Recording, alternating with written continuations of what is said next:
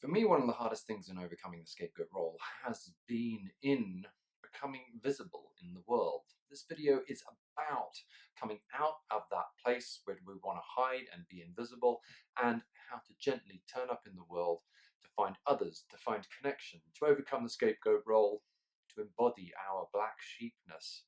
My name is Mark. This is the Emotional Alchemist. I help black sheep, scapegoats, and empaths put down the baggage of the past, find a joy and a flow and a life and others like you and me to do all that stuff in life that we want to do. If when you were a kid you felt attacked or subjugated or criticized when you spoke out, it is natural that as an adult there's that psychological program running which says if you become visible in the world, you will become a target. And that's certainly one of the programs that I've carried for so long. For me, it was school was really difficult. Being in Sunday school was super difficult. It was all my family and extended family, and that brought with it a whole bunch of stuff, as you can imagine. And a lot of what I've done in the last few years has been in overcoming or even becoming aware of all that stuff. And to become aware is to consider all that painful stuff that we pushed away, all of those reasons why I didn't want to turn up in the world, why I didn't want to be visible. This YouTube channel has been excruciating. Prior to 3 years ago, you won't really find any evidence of me online that I existed, because to be visible would be to be a target. The scapegoat's job is to die.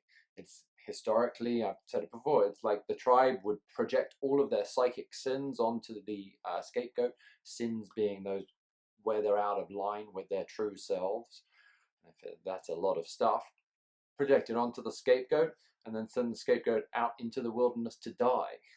So many of us know that feeling of being cast out, the loneliness that comes with the scapegoat role, when actually all we want is to get on with everybody and to find that connection and love.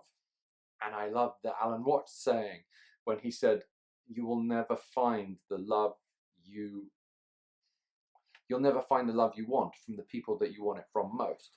Because if you're in the scapegoat role, then that is your role. If you're the black sheep of your family, it's unlikely that people are going to change and suddenly go, oh, actually, he's got a point. It's like, we should listen to him. Wow, who knew? After however many decades, he may be right.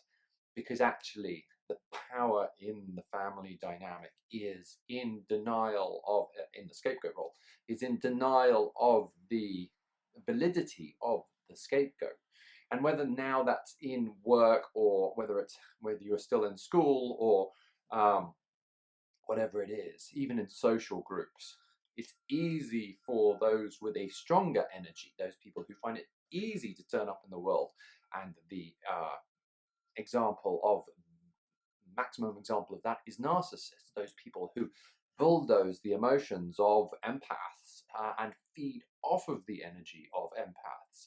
That is, if you know what that feels like, it's first of all really painful because you lose your voice. I lose my voice. I'm recovering from Hashimoto's disease, this inability to be able to express myself, underactive thyroid, and all of this stuff, because the physical affects the emotional, and the mental affects the emotional and the physical. And it just, what I found in these last few years is it's been so necessary for me to look at everything. I did a lot of work on the emotions, the shadow work, to become aware of those places where I'd been hurt as a kid, and and the places that needed to be healed and still need to be healed, and how that interacts with my thoughts. Because if I have a thought these days, the question is not what. The question is, why is fear associated with that thought? Whereas other people who didn't experience the trauma or abuse that I did, why would normal everyday people would go, oh wow, that's pretty cool. And yet, why do I have a fear response from it? Is there sadness associated? Why is there shame or whatever it is? Then, and also to remember that these are normal everyday emotions that normal everyday humans feel. People that don't feel those are psychopathic. Stay away from them. But they're also guidance. If I feel sad, it's probably because something sad happened and it needs either to be healed, maybe it's happening now, but if it's historic, it needs to be healed. If you weren't allowed to have your feelings as a kid, or whenever it was, if someone told you you should not feel like that, then you didn't get a chance to heal it, to process it, and you probably associated, like I did, that feeling and the emotion, because the emotion is what the emotion creates the feeling. So I have the thought, there's an emotion associated with it, so a belief. So it's if I do this, then, and then the scary part, and then the feeling is the chemical messenger is sent to my stomach, and the stomach goes like this. So for me, it's about, first of all, becoming aware of, oh, when I think that, I feel this. And then from that, I can start healing that stuff. If I can hold it in my body, there's an amazing meditation that I do from Teal Swan. I think she's incredible. She's super powerful, scary, and amazing. I'll put the link up here. The meditation is incredible. The first time I did it, it's about learning to sit with emotions in my body. And this is going to sound extreme, and it was. The first time I did it, I threw up 20 minutes afterwards because I didn't. All of this trauma is stored in my body at a cellular level. One of the things that I've really been experiencing in the last 9 months is just how much trauma I experienced and pushed back, suppressed, and how that, yeah, I didn't even recognize the symptoms. And I will make another video on PTSD and complex PTSD because I meet so many people who are living with symptoms of trauma and not know it. And that's my story. It's all of us together. The more we can, for me, connect and help heal each other. Now, there are people that don't want us to heal. That's normal. That's every day. That's always going to be the case right now in this world. It always has been the case, and for the foreseeable future, it probably will be the case that there are people that wish to feed off your energy, and that's just something we have to live with. But we can choose not to have them in our lives for the most part. But if there's a belief associated with that, it's I can't have them in my life because whatever it is, then maybe that is what is killing you. That's heavy stuff. Remember, well, for me, I'm trying to find joy. I'm trying to find connection. I'm trying to find a flow in life.